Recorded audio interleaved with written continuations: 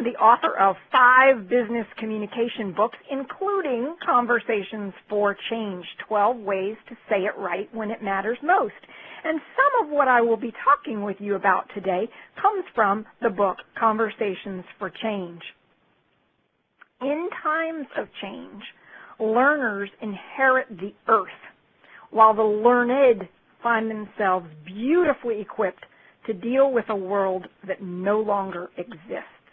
This is one of my favorite quotes. Eric Hoffer, an American philosopher, said this, and I think it's so important for us to be aware of. In times of change, it's time for us to step up and be learners, to actively engage, to be willing to try on new things and take on new ideas. And in order to do that, we're going to need to have new types of conversations.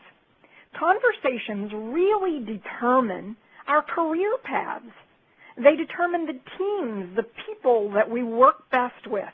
They determine our progress up the career ladder. They determine what our goals are and how much money we will earn. Conversations are really foundational to everything that we do. And so understanding that conversations will help us to create relationships with mentors, role models, and networks is very important here as we start. I'm talking about mentors, networks, and role models today, and it occurred to me it might be really good to define our terms. So what do I mean by these? Mentors are the people who take a long-term interest in our careers. They help us develop based on our own goals. Mentors help us to get clear on who we are. They help us to become self-aware. They help us to see possibilities and to explore what might the paths be that are available to us in our own career development. Hopefully, mentors are able to have a big picture view with us, and they're not necessarily attached to holding us in the current role that we are in. Role models, on the other hand, are a little different. Role models are the people who inspire us to see new possibilities for ourselves, and we may not know them directly. They may be somebody that we watch from afar, whereas mentors are people who are actively engaged with us. We know them, we interact with them, we have multiple conversations with them over time.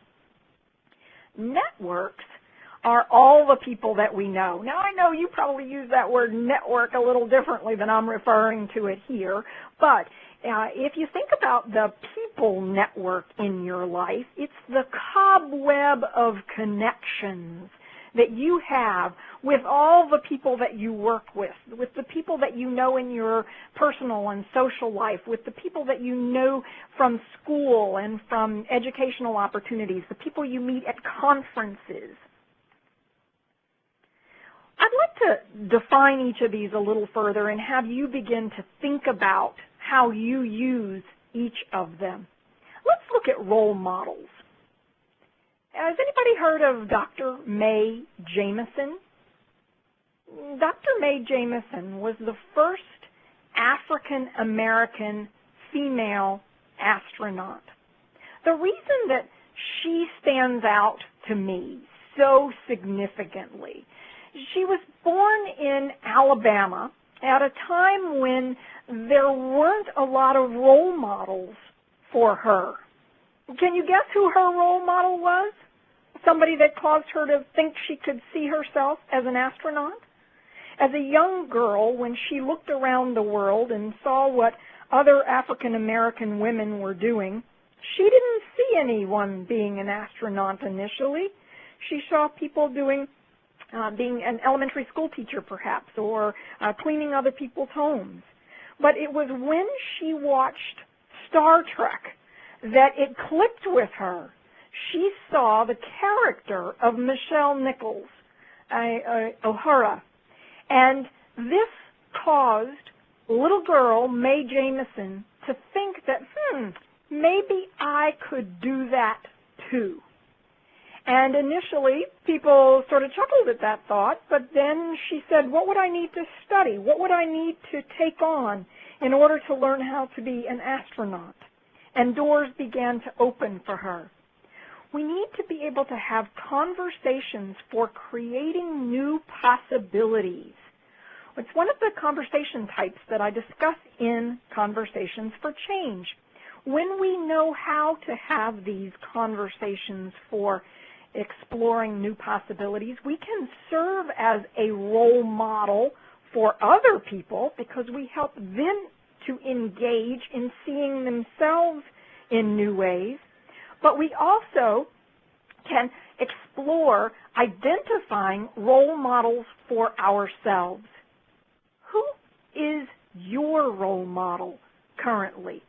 Who do you look up to that enables you to set a new vision for yourself? If you don't have a role model currently, I'm going to encourage you today to keep an eye out for one.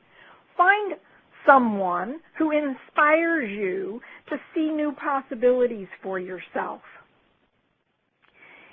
When we don't have role models, when we don't create conversations for exploring new possibilities, and we don't own our own career goals, we're creating our own glass ceiling.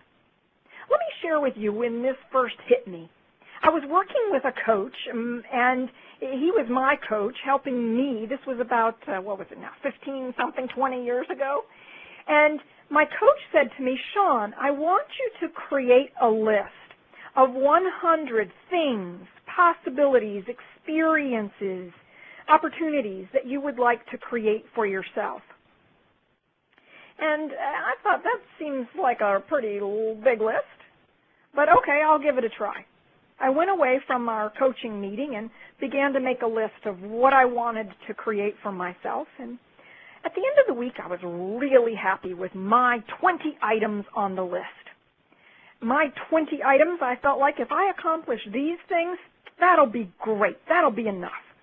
I went back into my conversation with my coach, and I shared very proudly, here's my list of 20. If I accomplish these things, I will have done something really meaningful and valuable. And my coach said to me, Shawn, I asked you for 100. Why are you creating a glass ceiling for yourself? Shawn, I invited you to step up and do something bigger, do something more, and you kept yourself smaller. Why? He said to me, Shawn, don't come back next week unless you've got 100 items on your list. I went away and was very reflective then and thought, all right, I'm going to push myself. I'm going to challenge myself to create a list of 100 things, experiences, services, opportunities for myself and others. And I began to think in new ways as I got up into the 50s and 60s and 70s on my list. I put down things I'd never even thought about, or I put down conversations I wanted to create with people I'd never met before. I identified things that would really stretch me in some new ways, and this list became my That's For Me list. It became my own agenda. And as I began to share doing this activity with other people, I began to see that when people create their own agenda like this, their own That's For Me list, they begin to break through their own glass ceilings. So today, I'm encouraging you, as you think about your own career, your own development, your ability to create mentors, networks, and role models, I want you to create this list for yourself. And you might call it your That's For Me list, or you might call it something else. But what will happen is, by having this list, you will begin